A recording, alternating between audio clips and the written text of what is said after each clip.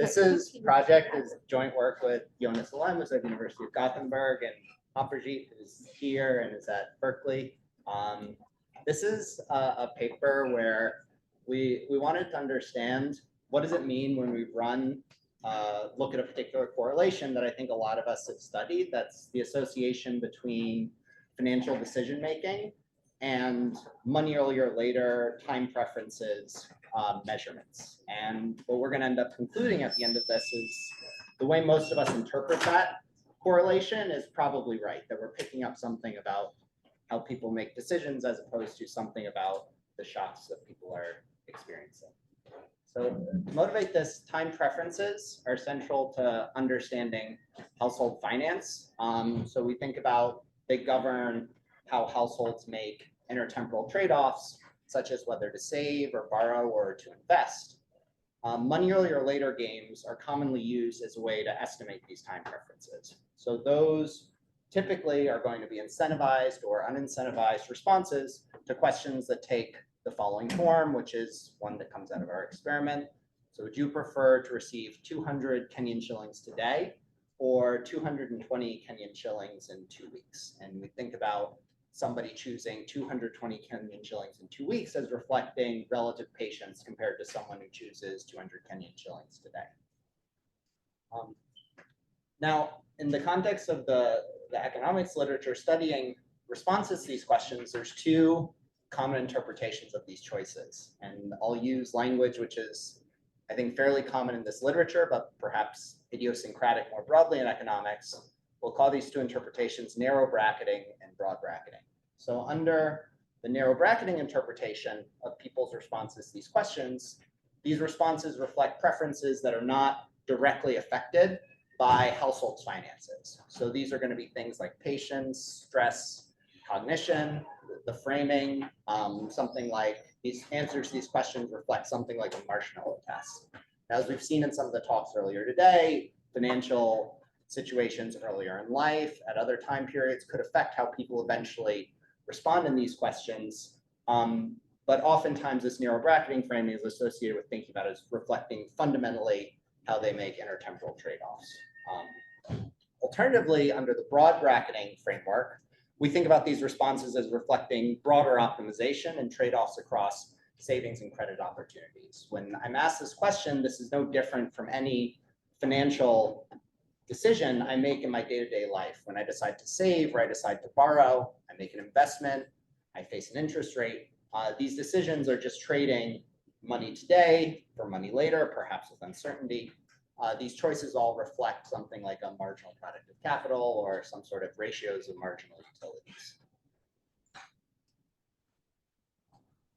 So what we're going to do is implement an experimental design and a common set of subjects in order to test both narrow bracketing and broad bracketing. And this experiment is going to have three key components. So the first is we're going to conduct repeated incentivized money earlier or later games with this set of subjects over the phone. Second, we're going to give these subjects access to an illiquid savings account. So it's a savings opportunity that we've engineered to be economically equivalent to choosing the later money earlier later payoff. So in particular, depositing in the savings account is going to be equivalent to foregoing, say, 200 Kenyan shillings that you deposited into the account in order to receive 220 Kenyan shillings in perhaps 2 weeks at the close of the account. And it's illiquid in the sense that you wouldn't be able to withdraw during that period. So that creates an equivalence between these two sets of choices. And then third, we're going to randomize a cash transfer across subjects before the repeated money earlier or later experiments that's worth about 3 months of subjects' income. Now, under each of these two frameworks, under narrow bracketing, what we expect is that the cash transfer should not affect these not contemporaneous, but relatively soon later money earlier or later choices, because this cash transfer, just as any income shock, should only be affecting these decisions through their broader financial environment, which by assumption under narrow bracketing is not affecting their choices. On the other hand, under this broad bracketing framework, we should expect these money earlier or later choices to be identical or at the very least very closely aligned with these money earlier or later decisions, because these reflect economically equivalent trade-offs. So So I just want to get through a sort of summary of our results before we jump in. So first, we're going to replicate what I think is findings. We can discuss, anyways, I think it's slightly cleaner than what has been done in other settings, but it's fairly similar to what others have found. So first, we're going to reject narrow bracketing in this setting. When we give people money, they become more patient on their money earlier or later choices. And through the lens of our economic framework, this is because, say, people have more money, they make some of their very high return investments, and they move to a place where now they have a lower return on investment. As a consequence, they act more patiently. Second, we're going to reject broad bracketing. So people's behavior on money earlier or later choices and savings are only very weakly associated. Many people will deposit into their savings account, and then they'll choose earlier, even for relatively high implied interest rates. But we'll also observe people who don't deposit into the savings account and then consistently choose later on money earlier or later, making very patient choices. So third, what we're going to do is try and understand what's underlying these results a bit and to revisit our original question by presenting some heterogeneity. And what we're going to find is that, at least in our context, lower income subjects make choices on money earlier or later that appear more consistent with narrow bracketing, while higher income subjects in our context make choices that appear more consistent with broad bracketing. So the sense in which this is the case is for lower income subjects, positive income shocks, whether generated by our cash transfer or whether proxied by within subject changes in savings behavior, do not affect money earlier or later choices. So in contrast, for higher income subjects, we observe that these positive income shocks cause these subjects to become more patient in their money earlier or later choices.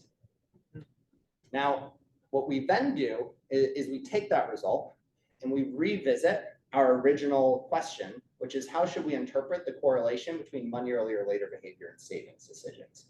And for each of these groups, we regress their savings decisions on their baseline money earlier or later choices.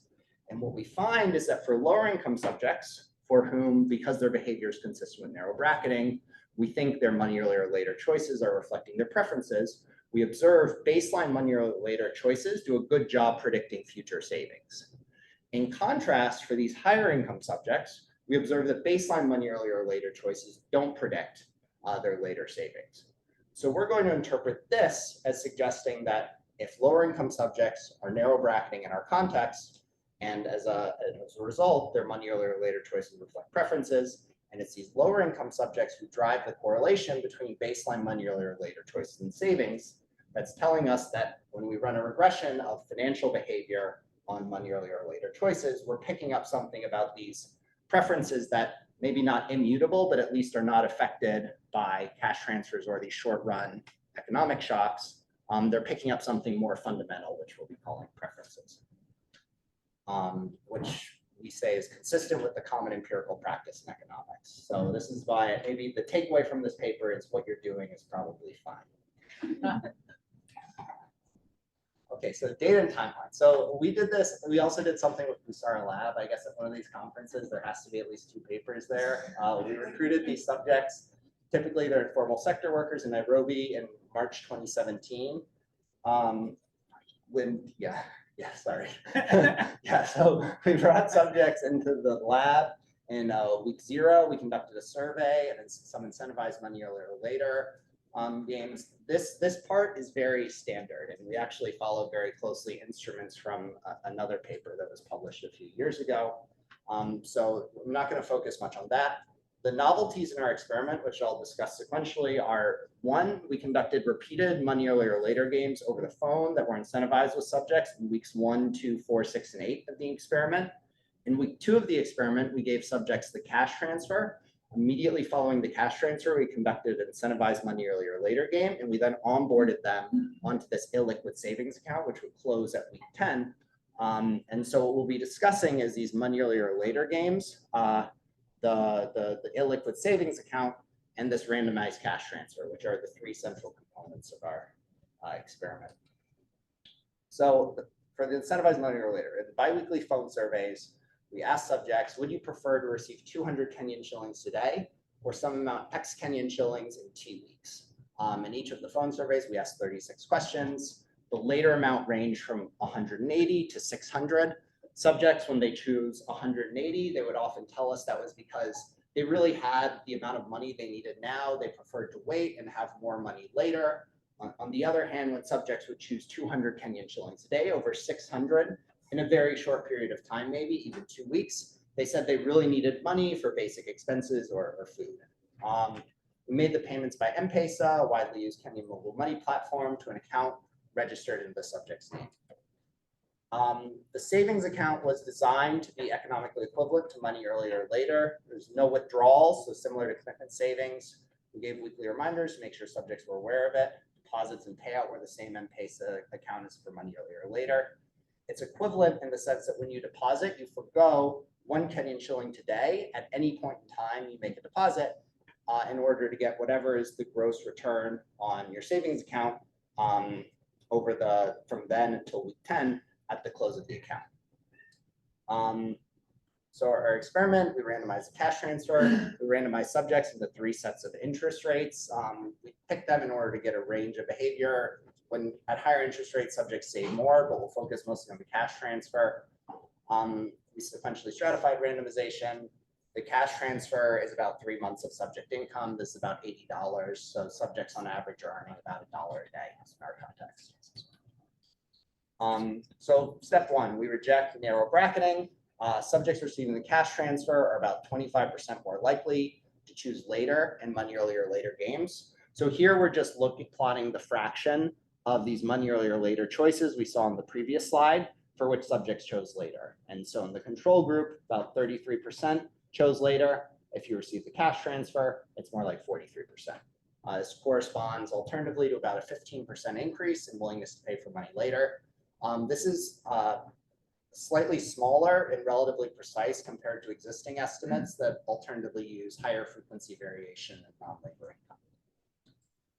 income. Second, the way we're going to reject broad bracketing is we're going to compare for subjects who do and don't deposit into the account, whether they only choose money earlier, which is not consistent with depositing, or whether they only choose money later, which is not consistent with not depositing. And we find that savers often choose 200 Kenyan shillings a day over 600 Kenyan shillings in week 10, whereas choosing 600 Kenyan shillings would give them substantially higher return than deposited in the savings, and a similar but flipped result for non-savers. Now, there's a lot of reasons that we could generate this. In general, with any of these behavioral responses, there's always a possibility that people are just responding noisily, perhaps due to the fact that they're being asked 36 questions, and perhaps due to the fact that they have many other financial opportunities which they could save or not. So we do some heterogeneity to rule out alternative explanations of these inconsistency beyond this broad bracketing style framework. So it's not noise or inattention. It's not within bi-week shocks. So like these savings decisions are made daily, the money earlier or later decisions only every 2 weeks, and it's not comprehension of the savings account. So we implement our heterogeneity. I'm going to skip this briefly because we do a bunch of robustness, but basically we tried other things. We think income is a good measure, both because we see this heterogeneity in terms of the impacts of the cash transfer on money earlier or later. We see the heterogeneity on within household changes in savings behavior correlates with within household changes in money earlier or later choices. We replicate this using data from another experiment. We picked income in part because in one of Jonathan's papers, they flagged that education and income are 2 variables that seem to correlate with a broad range of behavioral biases, including narrow bracketing. So we do a bunch of robustness, and we find this consistent finding that for these relatively higher income households, the cash transfer affects their propensity to choose later, but not for the lower income.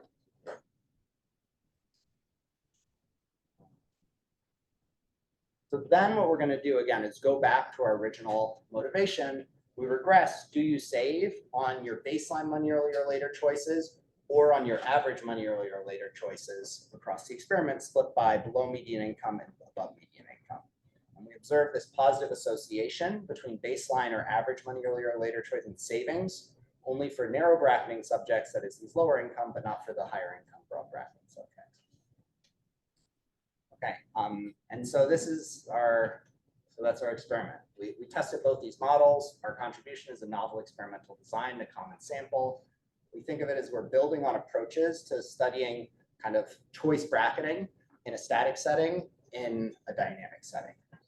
So we reject both models on average. This is consistent with existing work that's rejected both of them, either using payday, variation in labor income, or for broad bracketing that's using variation in whether or not people actively have savings or by randomizing the framing. So we view it as complementary to these and that we're doing it all within a common sample. And then finally, leveraging that experimental design in order to try to say something a bit more than neither of these are particularly satisfying explanations. And so the way we're going to interpret it is our results are going to rationalize the common practice of interpreting the association between money earlier or later and savings as reflecting preferences, while acknowledging the fact that we can't literally recover something like delta from just observing your money earlier or later thing. So the way I think most of us are doing these things, I think is consistent with, I think, our results. That said, we don't know how externally valid these are, but we think it at least provides an approach with which we can try and rigorously test, are we okay in interpreting these money earlier or later choices the way we do? Thanks.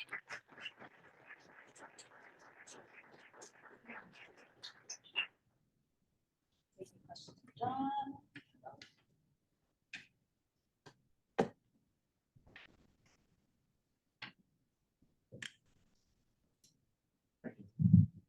Thank you for the presentation. I was wondering about the response rates of the phone surveys and whether the cash transfer affects that. Just based on the experience that it's challenging to get people to answer that many phone calls and whether this creates differential attrition. Yeah, so I think, so the cash transfer didn't affect it. Our highest attrition was, I think, like 15% or 13% in like the third phone survey wave. Part of it was that these were incentivized money earlier or later. Part of it was that this was a pool that was already familiar with Busara. And so I think those two things, the fact that it's Nairobi means like people have their phones working. We did a lot of follow-up, and so we try, I think, up to 4 times over the course of a week to catch people. So we kept attrition low. So for the mapping to behavior, 2 questions. One, and I think I just missed this. Are you doing both hypothetical and incentivized, or just one or the other?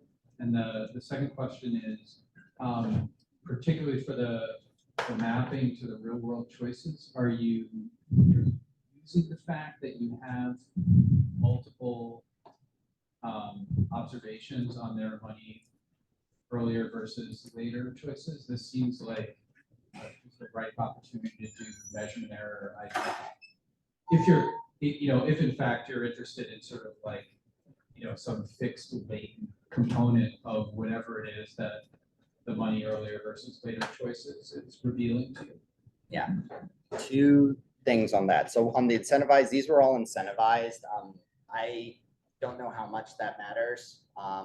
In this case, I think of these, my understanding of the consensus on money earlier or later, as opposed to belief elicitation, is that whether you incentivize or not, you're probably getting reasonably good and stable, or like, yeah.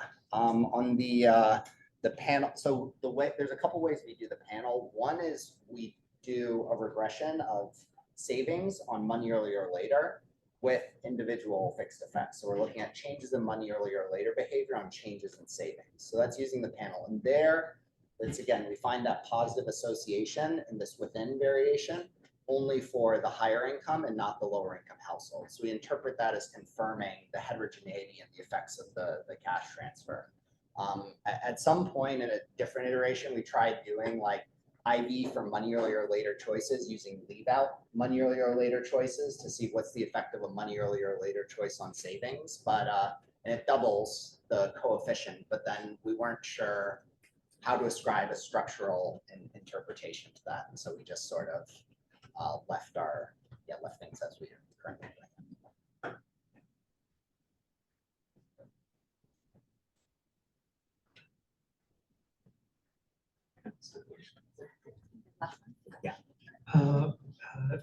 That was great. I will say that you guys did this experiment in 2017. Since From 2014 to 2024, I've been telling my students to really worry about the issue that now you're telling us we shouldn't have worried about. So there's a lot of worried students that could have been saved.